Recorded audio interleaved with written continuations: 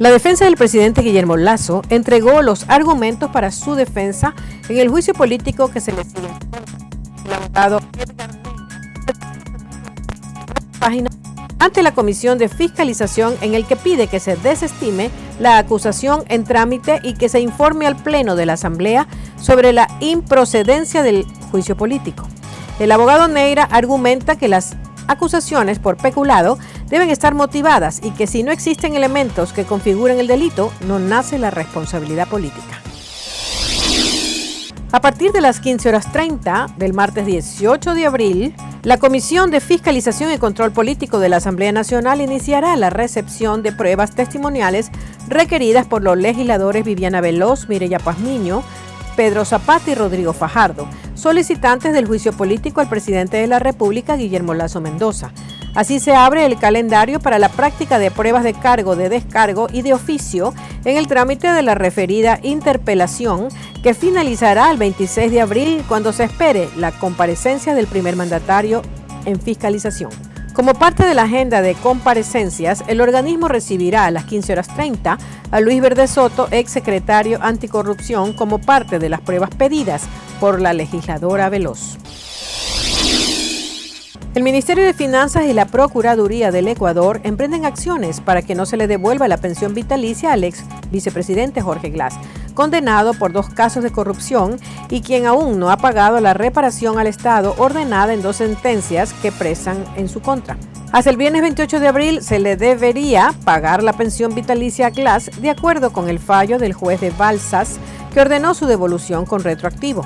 Glass percibiría $4.507 mensuales y ahora deberá cobrar cerca de $140.000 acumulados por el tiempo que dejó de recibir la pensión como ex vicepresidente. Sonidos de disparos alertaron a los moradores que residen cerca del Centro de Privación de Libertad Guayas número 1, mejor conocido como Penitenciaría del Litoral.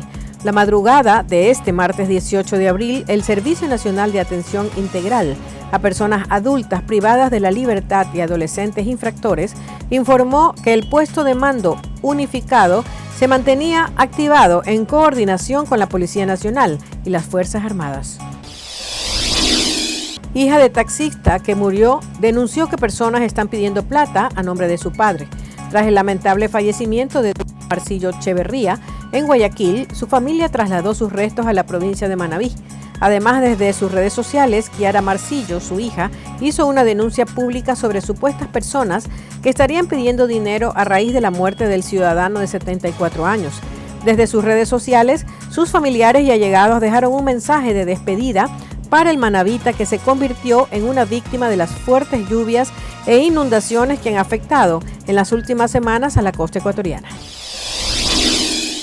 Durante el sábado 15 y domingo 16 de abril, un comunicado se viralizó en las redes sociales donde se indica que se trataba de un supuesto comunicado donde bandas delictivas amenazaban a la población con que se iba a iniciar con el cobro de vacunas, cobro extorsivos, a diferentes zonas de Quito.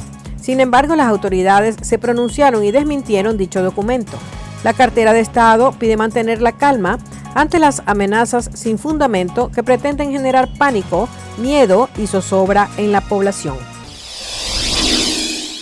El hecho se suscitó en la parroquia rural Quingeo, en Cuenca. Un grupo de perros fueron brutalmente asesinados a balazos y machetazos. El hecho causó indignación en los internautas. La acción habría sido ejecutada por moradores del lugar que, según se conoce, los canes habrían matado algunas ovejas. En las imágenes difundidas se puede ver cómo un hombre está apuntando con un arma larga y con mirilla, como también los cadáveres de varios perros asesinados. El reconocido chico reality show Alex El León Paredes fue asesinado la tarde del lunes. Se conoce que sujetos armados ingresaron al gimnasio donde laboraba y lo acribillaron. El crimen ocurrió en Milagro, provincia del Guayas. Según un video que difundieron en las redes, se observa a León corriendo por la calle en noviembre pasado, buscando dónde refugiarse, cuando de repente también se observa un delincuente que viene disparando un arma de fuego. El establecimiento donde se encontraba Paredes estaba ubicado en la ciudadela Nuevo Milagro. Sobre los detalles se informó que uno de los sicarios, como se muestra en las grabaciones, portaba un arma larga. Según Pablo Delgado, el jefe de la Policía Nacional en Milagro, indicó que se encontraron casquillos de una pistola 9 milímetros y de un fusil. De acuerdo al oficial, el asesinato del chico reality se trató de una muerte selectiva. La noche del lunes, un fue asaltado en la ruta Guayaquil-Machala. La policía investiga el hecho. Los pasajeros de un bus interprovincial fueron víctimas de 5 asaltantes que se hicieron pasar por usuarios del servicio. En medio del viaje, los desconocidos cometieron el asalto mientras el automotor estaba en medio de la ruta y los amenazaron con armas de fuego para quitarles sus pertenencias. Tras cometer el delito, los desconocidos dispararon al aire y se bajaron en el sector Cotopaxi, en el Guabo.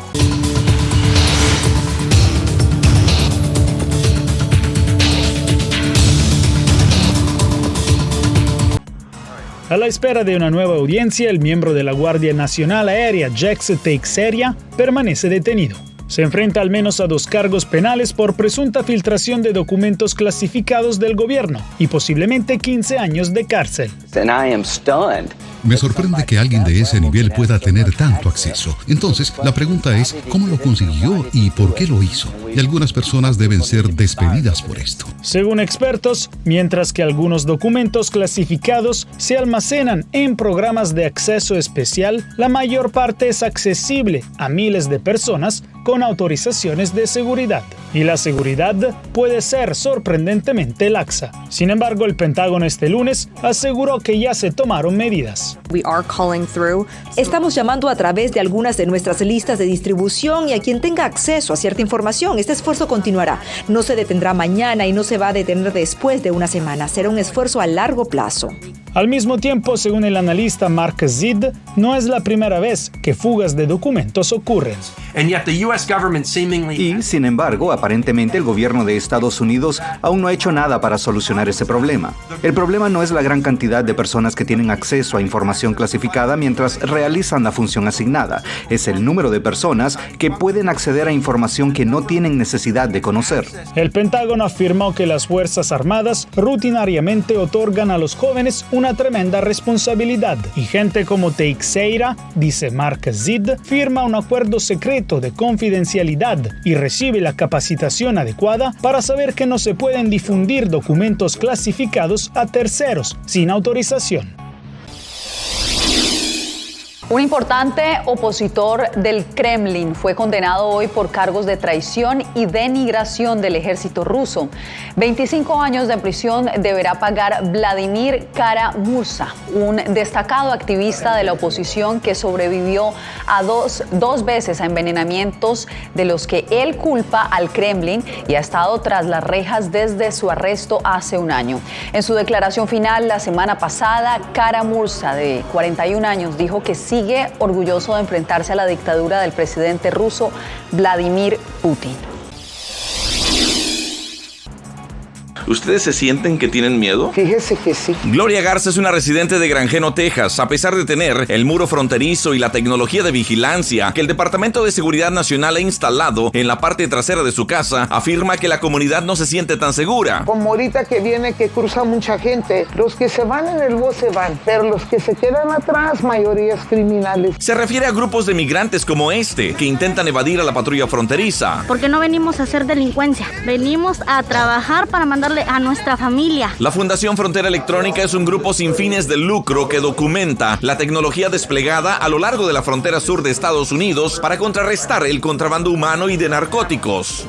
Eso incluye mapear donde se ha instalado la tecnología de vigilancia, como torres o dirigibles aeroestáticos en el aire, así como varios vehículos, drones, solo tratando de tener una idea de cómo se ve este llamado muro virtual. Haciendo la frontera más militar, realmente no resuelve nada. El proyecto consiste en crear una base de datos y un mapa que revela la ubicación de tecnologías como drones, torres de seguridad, torres de rescate y lectores automáticos de placas. Lo que está haciendo el gobernador con Operation Lone Star, igualmente lo que hace el presidente Biden, esos gastos no está resolviendo. Tecnología es la que agarra mucho de la privacidad de uno. La señora Garza solo quiere paz y tranquilidad mientras el gobierno implementa un muro físico o virtual de seguridad. El proyecto de ley SB 1718 de Florida amenaza con penalizar a hospitales, gobiernos condales o municipales, empresas públicas o privadas y hasta organizaciones de asistencia en caso de que no proporcionen información sobre migrantes irregulares que reciben algún tipo de ayuda. Florida no es un estado santuario. Esta propuesta avanza en la legislatura estatal y quienes la apoyan afirman que busca luchar contra el contrabando de personas. Organizaciones de asistencia sanitaria al inmigrante dicen que la norma afectará la salud de los pacientes que teman represalias. Mi mayor temor fuera, tener alguna penalidad.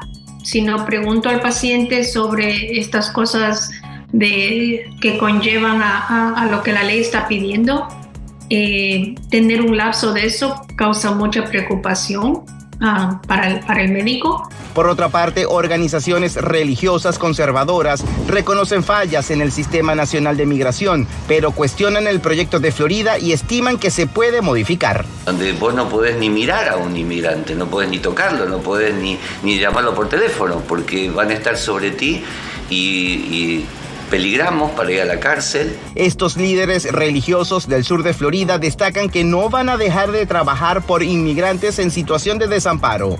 En el momento que un gobierno nos pone a decidir entre obedecer a Dios o obedecer a las leyes, nos pone muy en estrecho. Realizar ciertos procedimientos de cambio de sexo en niños y prescribirles bloqueadores de pubertad es abuso infantil. Así lo afirmó el fiscal general del estado, perspectiva apoyada por el gobernador y legisladores republicanos como Tom Oliverson, que buscan impedir estos procedimientos médicos. Sin evidencia concluyente de alta calidad, los médicos que se involucran en la transición de género de los jóvenes están experimentando efectivamente con niños y, lamentablemente, a menudo se aprovechan de los temores de padres confundidos. Un proyecto de ley en Texas busca impedir que médicos realicen este procedimiento por considerar que no garantiza una mejor salud mental. Si miramos la clínica Tapestry en Inglaterra, cuando observaron a los niños que esperaban tratamiento y tenían una larga lista de espera, el 0,3% de estos niños se suicidaron, pero el 0,3% de los niños en transición también se suicidaron. Adri Pérez comenzó su tratamiento hace casi una década y califica la propuesta legislativa como netamente política. Esta atención médica me salvó la vida. Estamos permitiendo que los políticos tomen decisiones médicas que son dañinas para cualquiera, que van a tener impactos duraderos. El procedimiento para que menores inicien el tratamiento requiere del acompañamiento de sus padres y su médico. La terapia hormonal es segura, las dosis iniciales son bajas, aumentan lentamente durante un periodo de tiempo hasta que los niveles sanguíneos de testosterona o estrógeno llegan al rango normal para su género deseado.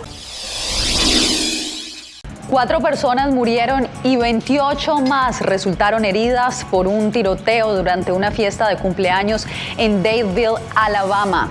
Las autoridades aún no han informado sobre el origen de los disparos ni sobre la identidad de los sospechosos. Este hecho ocurre pocas semanas después de 2 tiroteos masivos en los estados cercanos de Tennessee y Kentucky, lo que llevó a los líderes locales a pedir medidas de control de armas más estrictas la semana pasada.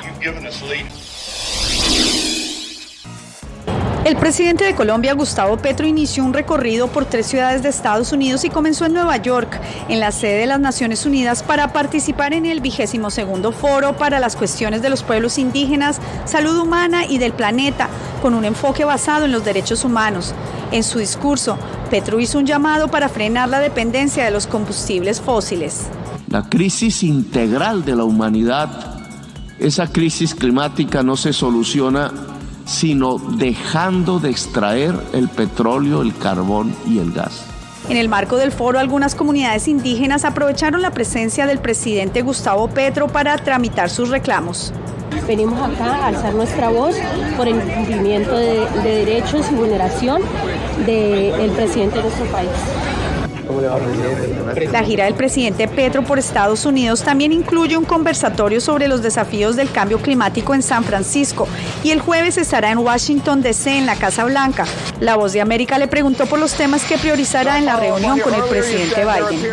Pues vamos a dialogar de estos temas, de temas mundiales como la crisis climática, como la posibilidad de que toda América pueda ser un territorio de economía descarbonizada. Aunque el presidente Petro tiene un énfasis en el cambio climático, la Casa Blanca informó que Petro y Biden también hablarán de economía, cooperación, seguridad, migración y lucha antinarcóticos.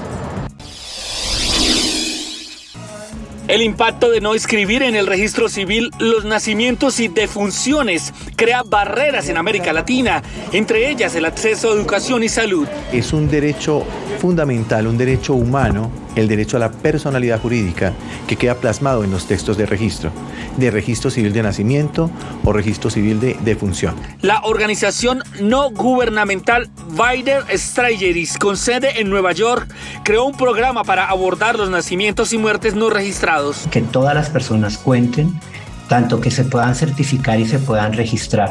Y hacemos una cantidad de actividades para lograr esto. Colombia y Brasil son de los países pioneros en trabajar con este programa desde hace más de 5 años para cerrar la brecha entre las ciudades y las regiones más apartadas. Ideando una estrategia para reducir el subregistro de nacimientos y defunciones que ocurren en el país en algunas zonas del país, zonas como con comunidades indígenas y comunidades de pertenencia étnica. Hacemos campañas de registradores itinerantes que se desplazan hasta esos lugares y preparan los registros en situaciones completamente excepcionales.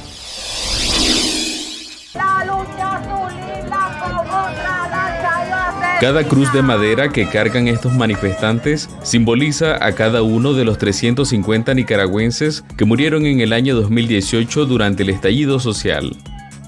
Familiares y amigos de las víctimas no pudieron rendir tributo a sus muertos en Nicaragua, razón por la que la diáspora se autoconvocó en Estados Unidos, Costa Rica, España y Canadá para honrar su memoria y demandar justicia. Seguimos esperando justicia porque no ha habido justicia. Esos crímenes siguen en impunidad. Todos eran inocentes, eran estudiantes, estaban desarmados. Según la Comisión Interamericana de Derechos Humanos y el Consejo de Derechos Humanos de Naciones Unidas, el gobierno de Daniel Ortega cometió crímenes de lesa humanidad durante el conflicto sociopolítico.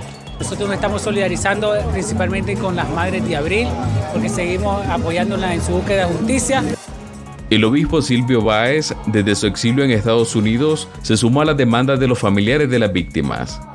No pierdo la esperanza de ver a nuestro país libre y de ver una sociedad construida sobre la justicia, la paz, la libertad y el respeto a los derechos humanos. Y no hay que perder esa esperanza.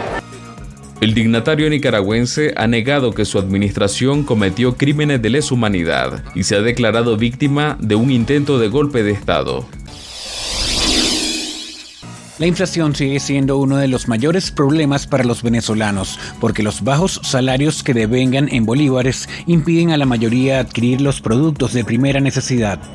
Que no alcanza el sueldo, que nos estamos muriendo de hambre, que hay que tener 3 trabajos para poder sobrevivir. Unos salen a pedir, otros salen a ver cómo consiguen en la calle. Según el más reciente informe del Observatorio Venezolano de Finanzas, la inflación en el último mes se ubicó en 4.2% y la tasa anualizada es de 501%. El economista José Guerra, integrante del organismo, afirmó que el país de nuevo coquetea con la hiperinflación y por eso aboga por un cambio fundamental en el modelo económico. Cambio del modelo económico para bajar la inflación, llevarla a niveles de 1 dígito, como la inflación internacional, gradualmente, y un plan de expansión de la economía para generar riqueza.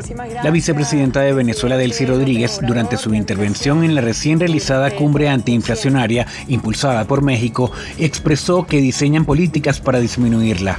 La inflación en el sector alimentario es el problema más acuciante que sufre el planeta.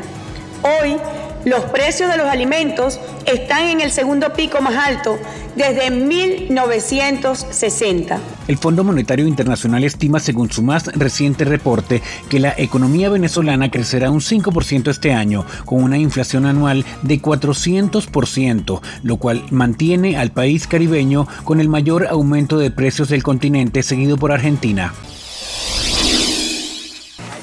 Jesuit Robotics, un equipo de robótica de una escuela secundaria de Sacramento, California, ha diseñado vehículos operados a distancia durante más de una década. Nosotros mismos desarrollamos las pinzas, las cámaras, nuestros sistemas de flotabilidad ajustables modularmente. Recientemente, en una competencia en Long Beach, California, exhibieron este dron submarino llamado Manatee, que puede mapear naufragios o trabajar en proyectos ambientales. Tenemos nuestro software personalizado de inteligencia artificial para la detección. Un reciente descubrimiento que cautivó a muchos fue el del barco Endurance, que se hundió en aguas antárticas en 1915. Ese esfuerzo costó aproximadamente $10 millones. Sin embargo, los vehículos robotizados, que son operados de manera remota, han tardado en despegar entre los aficionados. Varias empresas emergentes están realizando cambios de diseño y agregando tecnología para que los drones funcionen mejor bajo el agua y reduzcan los costos. La de que cualquiera o más personas sean ese explorador, esa persona que entiende lo que sucede en su entorno local, es realmente importante. A diferencia de los drones aéreos, la tecnología aún tiene que resolver el problema de las comunicaciones submarinas. Por ahora, estos drones están controlados por una correa. La carrera de la actriz Maite Perroni sigue en ascenso. Tríada, su más reciente serie en la que interpreta trillizas, se convirtió en un éxito mundial en Netflix. El thriller debutó en el primer puesto y se mantuvo en el top 10 global de la plataforma durante 4 semanas. Nos sentimos súper orgullosos que un contenido mexicano, latino, pueda viajar por el mundo y llegar a tantos países y tener esta aceptación. Es un proyecto que tiene todos los elementos, la trama, la producción, los efectos especiales, un gran equipo de producción, un elenco. También fue productora de la serie. Es muy importante el poder seguir creciendo. La producción es una de mis metas. Y a largo plazo me encantaría el también poder generar ese contenido para dar oportunidades a otros actores, para poder contar otro tipo de historias. Aunque tiene muchos proyectos en puerta, el próximo rol que le hace más ilusión es ser mamá por primera vez. Espera una niña en mayo. Vienen unos meses de pausa donde vendrá esta etapa hermosa y la más importante de mi vida, que llegará mi bebé. Entonces estaré enfocada en eso los próximos meses. Y de ahí prepararme para la gira, pero que ya en agosto empieza la gira con Rebelde, que es el reencuentro después de 15 años de no estar juntos en un escenario. Esa gira, que la llevará por Estados Unidos, Colombia, Brasil y México, la mantendrá ocupada hasta diciembre.